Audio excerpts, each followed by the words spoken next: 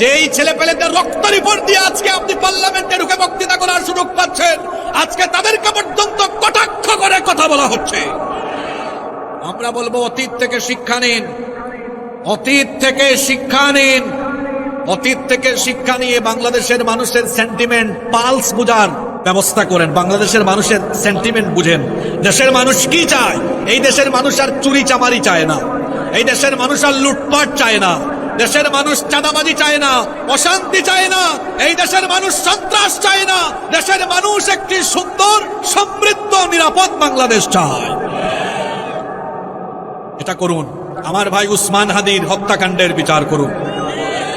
জুলাই আগস্টের আন্দোলনে যতজন শহীদ হয়েছেন, যারা এই অবস্থা করলো, তাদের প্রত্যেককে বিচার করুন। এটা কোনো রাজনৈতিক দাবি নয়, এটা হচ্ছে গণমানুষের দাবি। ঠিক না বে ঠিক? গণমানুষের দাবি কেন বললাম? কারণ গণমানুষ চেয়েছে বলেই এই অন্ধকারাচ্ছন্ন একটা যুগের পরিসমাপ্তি ঘটেছে। ঠিক না বে ঠিক? আজকে পার্লামেন্টে আমরা কয়েকজনের বক্তব্য শুনেছি যে ছেলে পেলেগুলো রক্ত দিয়েছে, জীবন দিয়েছে, এখনো অনেক ছেলে পেলেরা হাসপাতালে আছে। আপনারা আমার সাথে একমত না দ্বিমত? এখনো পঙ্গু, অনেকে চক্ষু হারিয়েছে, হাত হারিয়েছে, পা হারিয়েছে। আজকে দেশের মানুষ এই প্রত্যাশা করে পার্লামেন্ট মেম্বাররা, সব পার্লামেন্ট মেম্বাররা এই কথা আগে বলবেন, যাদের রক্ত আর জীবনের বিনিময়ে আমরা তো লুকিয়েছিলাম, পালিয়েছিলাম, সেখান থেকে বের হয়ে আজকে পার্লামেন্ট মেম্বার মিনিস্ট্রিতে যাওয়ার সুযোগ হয়েছে। যে ছেলে পেলেরা জীবন বাজি রেখে কাজ করেছে, শহীদ হয়েছে, পঙ্গু হয়েছে, আগে পার্লামেন্ট থেকে ঘোষণা হওয়া দরকার ছিল। আমরা ঐক্যবদ্ধভাবে ঘোষণা দিলাম, যারা এই ছেলে পেলেদের উপর অত্যাচার করেছে, দেশের মানুষের উপর অত্যাচার করেছে, তাদের প্রত্যেককেই বিচারের কাঠগড়ায় দাঁড়াতে হবে। কিন্তু শুরু হয়েছে গাদ্দারি, শুরু হয়েছে গাদ্দারি।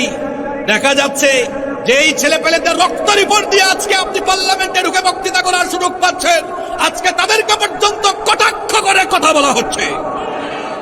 আমরা বলবো অতীত থেকে শিক্ষা নিন, অতীত থেকে শিক্ষা নিন, অতীত থেকে শিক্ষা নিয়ে বাংলাদেশের মানুষের সেন্টিমেন্ট পালস বুঝার ব্যবস্থা করেন। বাংলাদেশের মানুষের সেন্টিমেন্ট বুঝেন।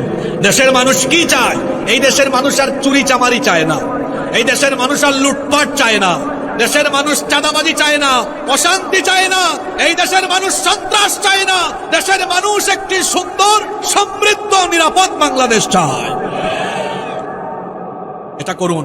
আমার ভাই উসমান হাদির হত্যাকাণ্ডের বিচার করুন। জুলাই আগস্টের আন্দোলনে যতজন শহীদ হয়েছেন, যারা এই অবস্থা করলো, তাদের প্রত্যেককে বিচার করুন। এটা কোনো রাজনৈতিক দাবি নয়, এটা হচ্ছে গণমানুষের দাবি। ঠিক না বে ঠিক? গণমানুষের দাবি কেন বললাম?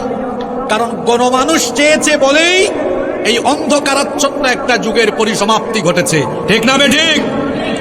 কি আশ্চর্য কথা! কেন অন্ধকারাচ্ছন্ন যুগ বললাম?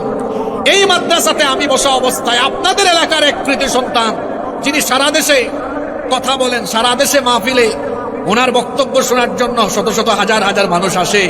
আমি শুনতে পেলাম আমার বক্তব্য চলাকালীন অবস্থায় সেই আলেমকে প্রিন্সিপালের রুমে ঢুকিয়ে সেই তথাকথিত চেয়ারম্যান এবং প্রিন্সিপাল চরম বেইজ্জত করেছেন। এত বড় স্পর্ধা এদের কি হয়েছে, এদের কি করে হয়েছে জানি না। যারা আলেমদেরকে বেইজ্জত করে, তারা আল্লাহর নবীর সম্মানকে খাটো করে। কারণ উলামা মাশায়েখ তো সাধারণ কোনো ব্যক্তি নন। ইন্নামাল উলামা ওয়ারাসাতুল আম্বিয়া। উলামায়ে কেরাম নবীগণের ওয়ারিস। উলামায়ে কেরামদের সম্মান খাটো করা মানে তো হলো নবীগণের সম্মান খাটো করা। কারণ তারা তো রিসালাতের, নবুয়তের দায়িত্ব পালন করছেন, নবীদের রেখে যাওয়া দায়িত্ব তারা পালন করেন। ঠিক না বে ঠিক?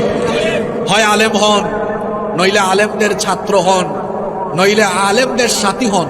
আলেমদের, আমার আব্বা একটা কথা বলতেন, বাবা রে, আলেমদের জুতা বহন করলেও সওয়াব হয়, আলেমদের জুতা বহন করলেও সওয়াব হয়, আলেমদের সাথে থাকলেও অনেক কিছু শেখা যায়। বড় হয়ে দেখেছি ঠিকই তো। আসলে আতরের সাথে থাকলে আতরের সুগন্ধি, আর বিড়ি সিগারেটের সাথে থাকলে বিড়ি সিগারেটের দুর্গন্ধ হয়। উলামা মাশায়েখদের সাথে থাকলে উলামা মাশায়েখদের সুহবতে অনেক ভালো ভালো আমলের প্রভাব নিজের উপরে এসে পড়ে। ঠিক না বে ঠিক? এজন্য আমরা আলেম উলামাদের সাথে থাকবো। আল্লাহ আমাদেরকে কবুল করেন। বলছিলাম, জুলুমের শাস্তি দুনিয়াতেই যিনি দেন তিনি কে? এজন্য আমরা কোনো পর্যায়ে কখনো কারো উপর জুলুম করব না। আল্লাহ জুলুম থেকে আমাদেরকে হেফাজত করেন, বলেন আমিন।